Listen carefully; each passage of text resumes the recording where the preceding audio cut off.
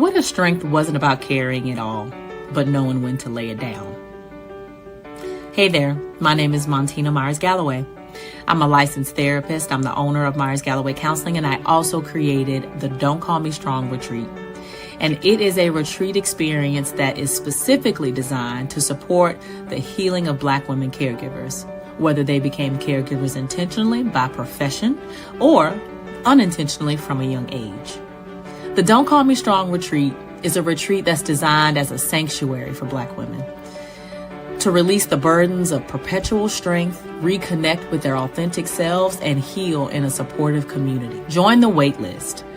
You do not have to do this alone.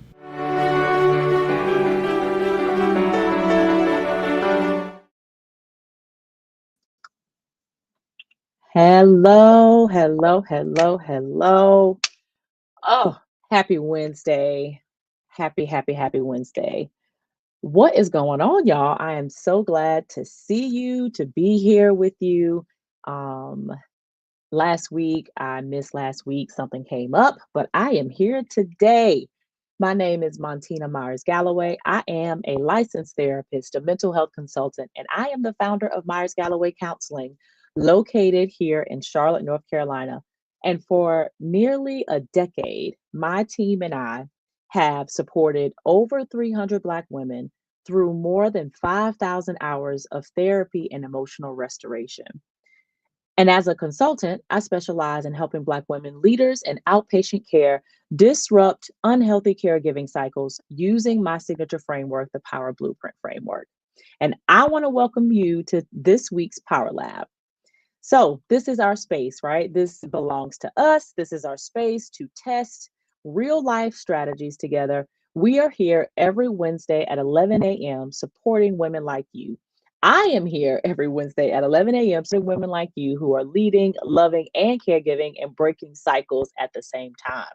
So if you have ever felt overwhelmed by the weight of emotional labor, if you are trying to lead without losing yourself, or if you're tired, right? You're tired of fixing everything for everyone.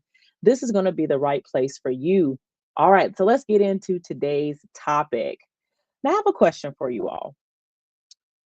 So, what happens when you look around and all you see is struggle? When you look around and all you see is struggle and silence and self-sacrifice, how do you even believe or begin to believe that healing is possible for you?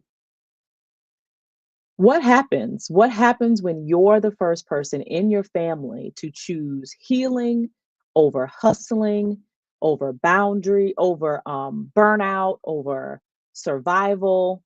What happens? Today, we're going to talk about 3 ways that you can lead the way when there is no map to healing. And we're going to talk about this because this is important, because when you are the first in your family or your community to pursue any type of healing or do anything different other than what you've been doing, it can feel very scary and very disorienting. It can feel kind of like you're walking through a forest, but you don't see any paths, you don't see any trails marked out for you. But let's talk about this. The truth is, you're not lost. You are, I've heard the term trailblazer, right? If you are the first to do something, it is okay. It is hard, but it is not impossible. You are building and creating the map for the people that will come after you. So let's talk about 3 practical ways that you can begin to lead even if you have never seen it done before. So the first thing I want you to do is I want you to name your season. I want you to name it out loud and say, you know what? I'm the first to do this. It's okay that I'm the first to do this, whether it is resting, whether it's going to therapy, whether you might dodge a couple phone calls, it matters. And taking that small step is important. You have to send the message to yourself that you're worth it and you can do it. So claiming that role, claiming the fact that you are the first to do this gives you clarity, and it allows you to give yourself permission to move differently rather than waiting on someone else to give you the permission to do it. So in that first step of naming your season, I want you to pull out your journal sometime this week. I want you to ask yourself the question, what am I doing today that no one before me had the chance or the capacity or maybe the resources? What am I doing today that no one before me had the chance to do? All right, so let's go to number two. We've talked about naming your season. Now, let's talk about the second most important step. You have to define what is enough for you. And so when you're the first to do anything, right, it can be very easy to overcompensate because you want to get it right. You want to get it right for everyone. But wholeness or being whole, first of all, is a process and it's an evolution. And but it doesn't mean that it doesn't have to come from perfection. You're not exempt from challenges, you're not exempt from mistakes. It doesn't involve perfection, but you have to be present in the process and you have to embrace the process. So, another journal prompt is I want you to ask yourself, what would enough for me look like today, just for today? What would enough look like for me just for today? And this is a activity that can help you stay in the present moment and not focus so much on the pressures of the world. So far, we've talked about naming your season, and the journal prompt question was, what am I going to do today that no one before me has had the chance to do? And then our next step is we're going to define what is enough for us. And then your next journal prompt is, what would enough look like today? Now, our last most important tip, do not go at it alone. I repeat, do not go at it alone. Yes, you are the first, but that does not mean you have to be alone. That also doesn't mean you open yourself up for safety risk or you open yourself up without wisdom. But being the first to heal requires a community, a healthy community. You need to be supported, you need witnesses, right? You need safety. Find spaces where you can practice being vulnerable, being open without being judged. So let's do a little recap. First, name the season that you're in. Name that you are the first person to do this.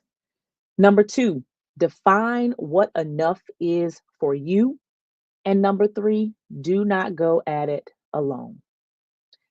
I want you to know that I created the Don't Call Me Strong retreat just for you. And I want to tell you a little bit more about it.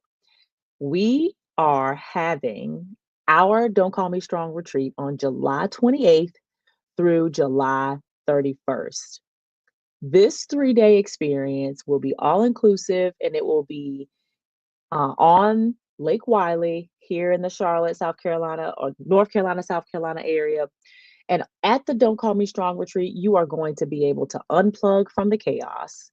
You are going to be able to practice and embody rest. You're going to heal, right? You're going to heal without the pressure to perform for anything or anybody. It's going to be a small, intimate group of people. It's soft. It's going to be structured in the way of support, and it's sacred. I love retreats. I love taking my own retreats. I believe it was in maybe 2022, 2023 when I took my own personal retreat to the mountains, and it was something that I will never forget. Um, but at the Don't Call Me Strong retreat, you will get expert sessions, somatic practices, and again, a space to heal with others. So the link to apply for the Don't Call Me Strong retreat is located in the description of this video. If you have any questions about the Don't Call Me Strong retreat, please give us a call. Our number is 704-750-1889. So I want to do a little run through of these 3 practical ways to lead without the map of healing. Number one, name your season.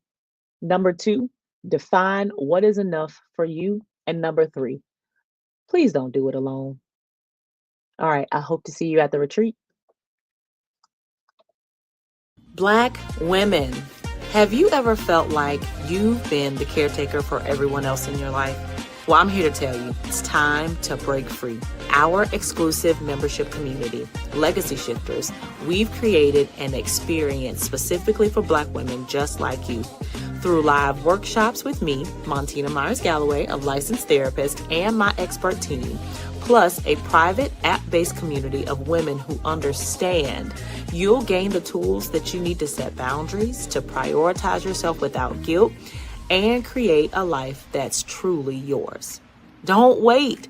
Join today. You'll save with our annual membership discount. Visit legacy-shiftersmn.co. Say it with me. I deserve this. Legacy Shifters is here to help you live it.